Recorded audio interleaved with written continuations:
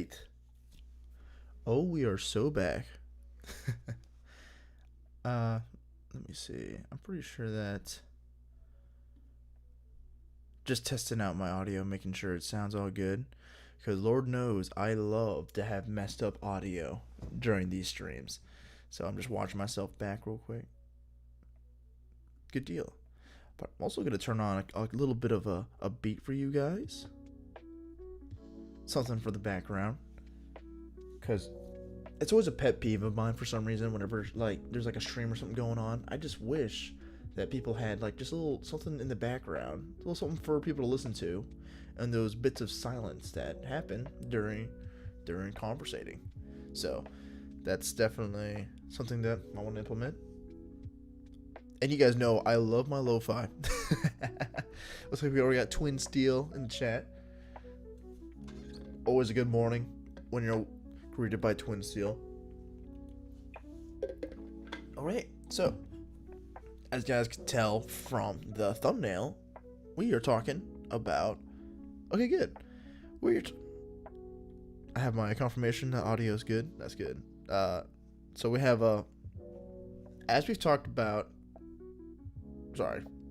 We talked about last stream about meta currency. And one of the topics that we mentioned... Sorry, also talked about was the fact that meta currency could be useful. Sorry, I was notes for another part of this game. Today we're talking about abilities, right? One of the things we talked about with meta currency is that it could be really helpful, specifically to help me come up with these abilities if they have a cost, to distribute it, to make it all equal, I guess. Because the way this game's gonna work is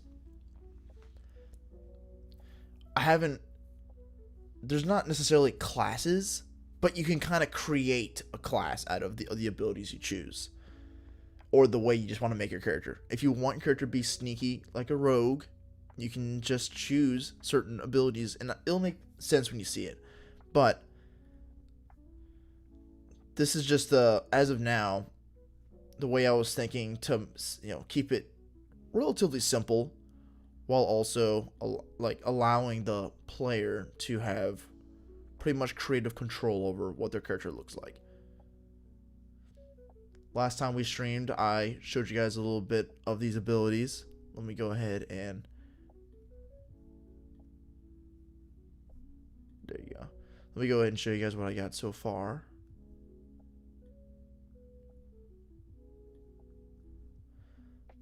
But yeah, these are basically just off the top of the dome, kind of some abilities that may stay in the game.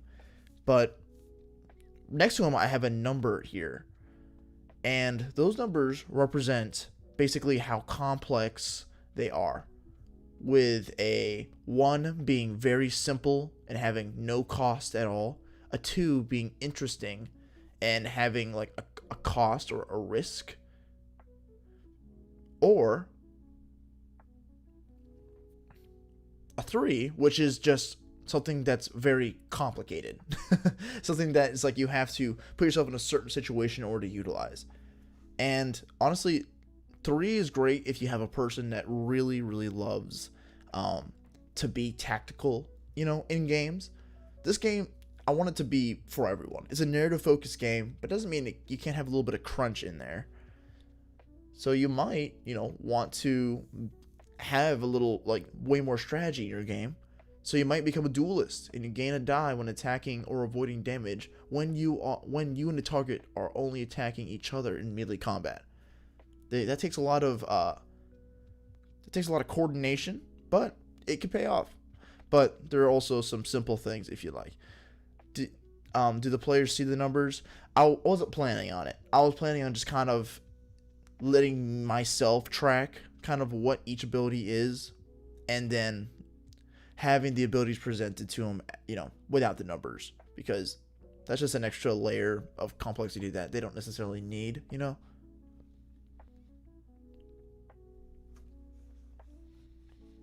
But yeah. But let me kind of walk through what I was thinking when creating these, and then we can talk about how to improve on that. Yeah, yeah.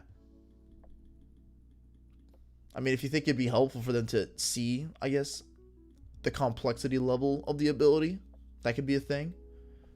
Or I can just have it kind of in the description, like, I don't know. I think it's fine for it just to be the way it is, but if you think it'd be useful, I don't see why not. Okay, so when it comes to abilities, I applied Brandon Sanderson's law of magic systems, which is and I quote, my computer's so slow today.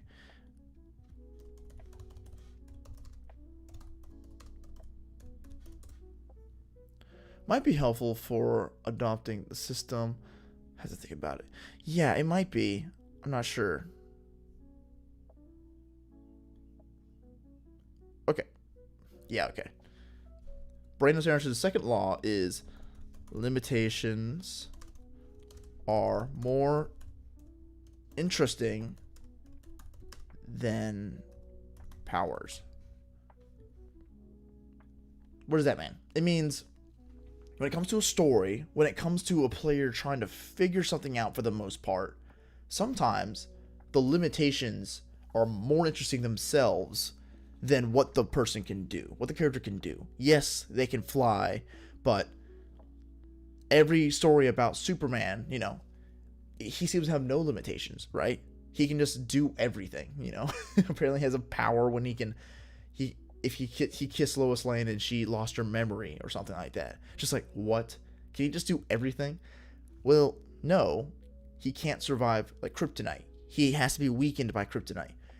So what do all of the stories, the interesting stories about Superman do? Well, they implement kryptonite in order to make it more interesting. That's mainly for writing, but I thought it would be good to go ahead and, since this is a narrative-driven game, keep that in mind when doing stuff. So this is kind of the way I thought we could balance it. This is just my philosophy behind it, is that it's not original. I think any game developer does this. Yeah, fly via gravitation manipulation versus just fly. Yes, just flying is just kind of like, okay, that's kind of boring. If I were to put flying in this game, I would say either you have to make a roll to like know like what gravity, it's gonna do what or whatever, or you gotta like be in a certain situation, have a certain resource, expend a certain resource, stuff like that make it kind of more valuable of an ability, and that's what it does. So when you put limitations on it, it becomes more tactile. It becomes more interesting. I can't spell the word interesting this morning. What's going on? Okay. Because we're interesting, because we're tactile, it becomes more important. So there are a lot of things that go into that. And it becomes more balanced. Oh my goodness. Do you guys hear that? It becomes more balanced.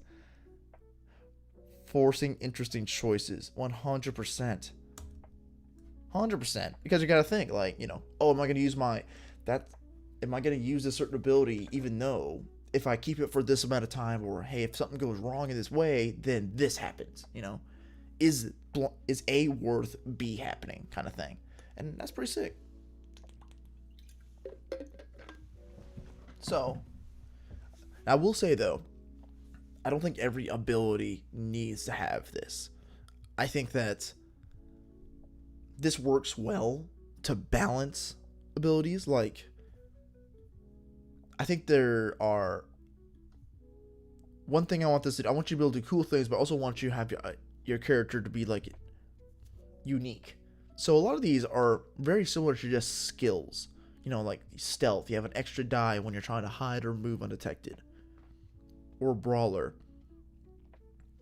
you add a d10 when attacking or grappling with bare hands. Hunter, you add a die when tracking a target or finding food. stuff that would basically just be skills. I was back and forth. I was gonna have skills be their own separate thing for a long time, but part of me is thinking, well, maybe they should just be abilities, but really simple ones, so that,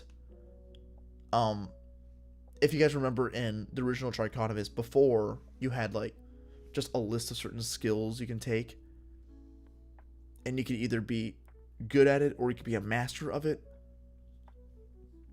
That was cool, but it wouldn't really work, here with the dice line that much. Well, I guess it could, but I'm trying to make it so that it's like the way the game was set up after some play test, I realized it was kind of broken, because you could like gain more skills the more like you failed at certain roles or something like that. And it ended up being like, okay, well, I'm not gonna do anything that I'm good at anymore. So I was kind of like, all right, well, maybe that shouldn't be a thing. And I think having a skill itself can be an ability, like your amazing stealth. I don't know. You guys let me know what you think about that. Or it's especially prominent in the mind section. Obviously, I had to split up the abilities into body, mind, and soul types, just to keep. I tried to like find different ways to arrange it, but I decided like, well, let's keep it simple. Let's stick to what we know, which is the trichotomist aspect of it. So let's go ahead and, again, I'm probably not going to show this, but level 1 would basically be the equivalent to skills. And I add some examples.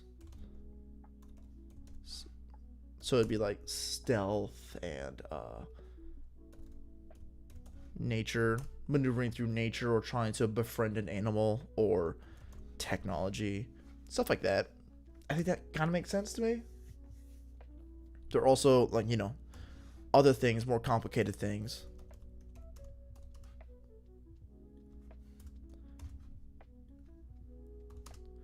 So all the level 2s, we can look through these real quick, would be things like adrenaline. Let me go ahead and zoom in a little bit so everyone can see.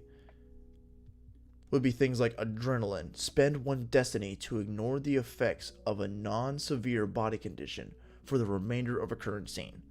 So that's pretty cool. So you basically don't have to have a disadvantage, or like take like one less die. What's up, alien? Earthlings, come. I'm glad you come in peace. We're talking about abilities right now. So basically, yeah, that's a pretty cool ability. You can ignore a certain body condition, but at the cost of this meta currency that we talked about, which is a destiny point. I went ahead and changed all of the names to destiny because I think it sounds cool, and the way you get it, I think, makes sense. So it's at a cost, basically. And there are other things also that are a little more complicated, which is, I have here like having a mech companion, a small mechanical servant that can be modified, commanded, and killed. So a lot of risk there. Someone could just kill your little mech, your little droid, basically. And yeah, so someone could basically kill your little droid, but you could also, it could be really cool because you could add like a freaking machine gun to him or something like that. They came in right now, R2D2 with a flamethrower. Yeah. It's pretty sick. But it's also like, that's the thing about level 1, is it may not seem like that big of a deal because like you're only getting extra die for certain abilities, but it diversifies your character and is, oh yeah, yes, killing the alien, of course. We have our destiny points going to be built into the abilities like hope and Daggerheart, or on top of things like inspiration and D&D. It's gonna be built into abilities like Daggerheart. How does Daggerheart like do that specific part? I want to do a deep dive in Daggerheart because it's all the rage right now. But basically, let me see.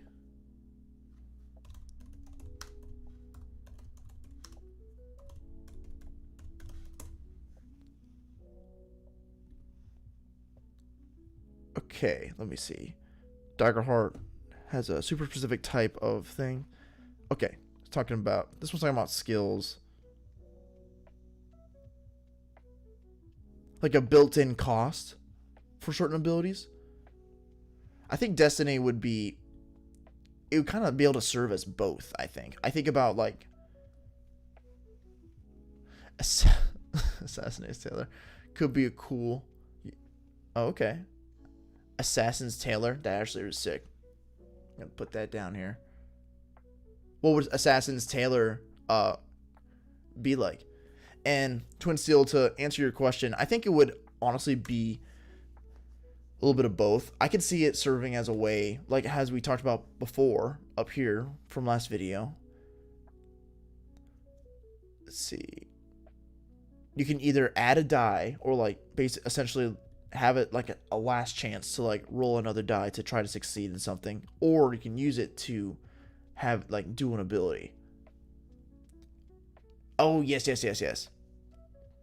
That's true. Yeah, the hope and fear, which by the way I think is pretty cool. A lot to keep track of. Like every single roll, it's like someone's getting something. But you know, still pretty cool that they're utilizing, I guess, that. I haven't played it, so I guess a disguise really depends on your setting. Oh, I see what you mean.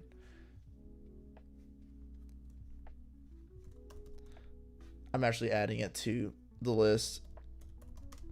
I thought about today to talk about like world building and kind of the setting, but I figured one thing at a time. Let's make sure that the foundation of the game works so that really the setting can be whatever, and then it'll still be a good, fun, playable game. But yeah, I'm putting that down as well. Assassin's Tailor. Also just sounds sick. Heck yeah. But anyway. So yeah. Basically, yeah, you have to expend hope in order to spend certain abilities, which I think makes sense. I think it serves the same purposes that we're trying to do here. But hope, I think, also it only does that. I think it's only used for abilities if I'm not wrong. I don't think you can add hope to anything else. At least I haven't seen that. Again, I haven't played the game yet. I do plan to, because it looks pretty sick. Dagger Heart, hope represents your favor in the game. Yeah, but what does it do? Okay, you can spend hope during the game. You can spend hope to help an ability, apply life experiences to challenges, or empower spells. Okay, so you can basically make the results of something better. Okay. I think we had a pretty lengthy discussion.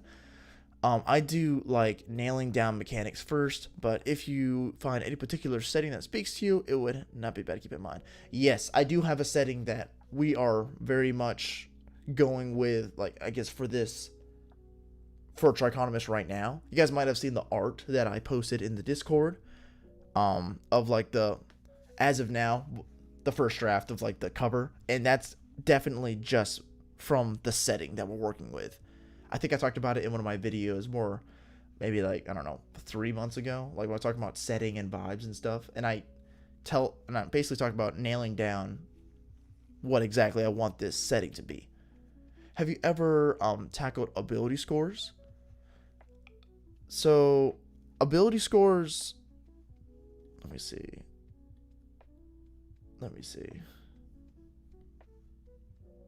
Yeah, hope is how you fuel abilities. I don't think like advantage or whatever you want in 5e. Yeah, it's like, it's different. It's very different. I haven't played the game, so I'm not exactly sure. Yeah, thank you for the yeah, great cover art. Appreciate that. I've been learning how to draw pretty intensely lately. Trying to figure this out, because I do want the art to be genuine, and I can't afford to pay an artist right now. Although if someone wants to cut me a deal, you know, help someone out. Okay. Ability scores. So, correct me if I'm wrong, but I believe ability scores. Let's see.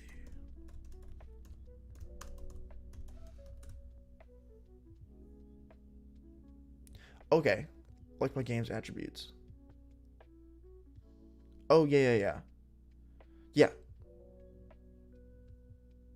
Okay, yeah. Thank you, Twin. I appreciate that because I've used it for like references of kind of like what I want it to look like. But the official game, I think, should be like when the actual thing comes out, it needs to be man-made, you know. But anyway, yes, I've looked at ability scores, but I think that when it comes to things like the dice line and stuff, it doesn't quite work. I guess the same way. I think we're trying to.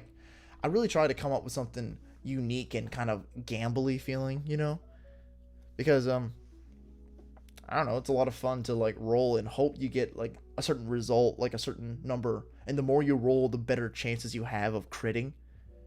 A lot of fun, and that's kind of the allure, I should say, of getting destiny points, because you can add a die to roll again, which is critical when you need like a really high success and you realize that the die you're working with is like, you know, like a 3 or 4 or something like that, something low.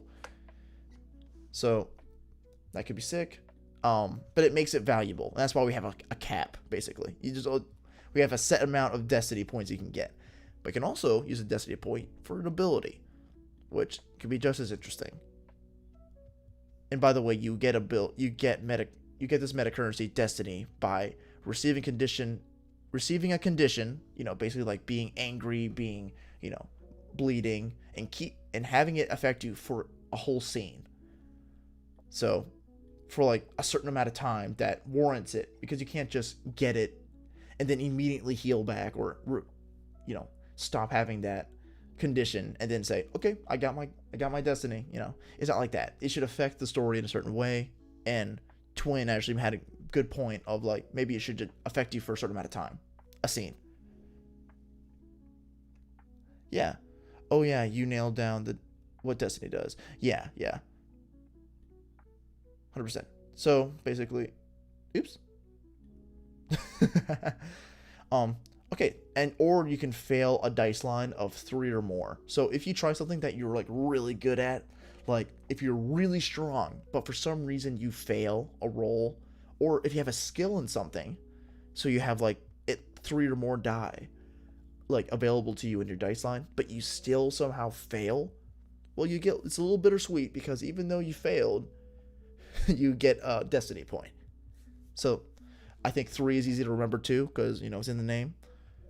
Or if you do something insane, if you do something really, really cool, when it comes to role playing, or like just a cool moment. So in a way, you can also throw them that point. You should especially encourage them to do something cool if they don't have a lot of destiny points, because you want them to be able to use it in order to have user abilities, you know, do cool things, do cool stuff. But again, not all abilities, or not all like abilities that we'll have, will necessarily require a destiny point. It would be sick if destiny is used to take control of the narrative. Destiny could be transactional with the GM and the players. Ooh, that's cool. That, you know what? I love stuff like that. I think there's a game that allows you to do that, actually. I forget what it is. I think I've heard of it, but I would like to reference them to know how to balance that.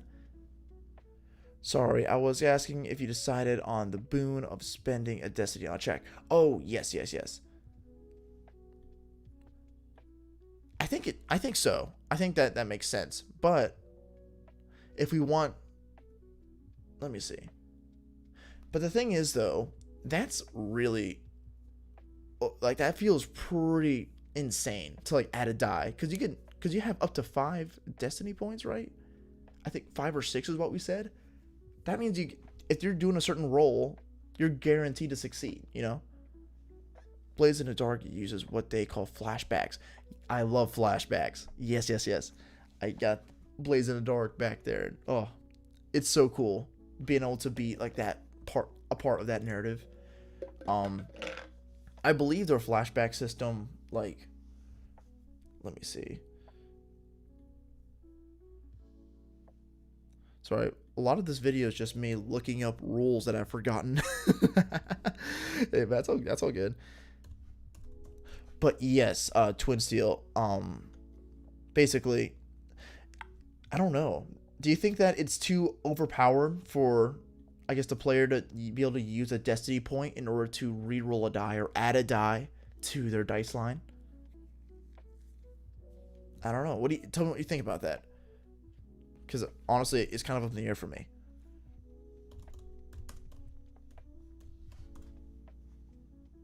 Okay. You run into a problem, like there's a guard at the door.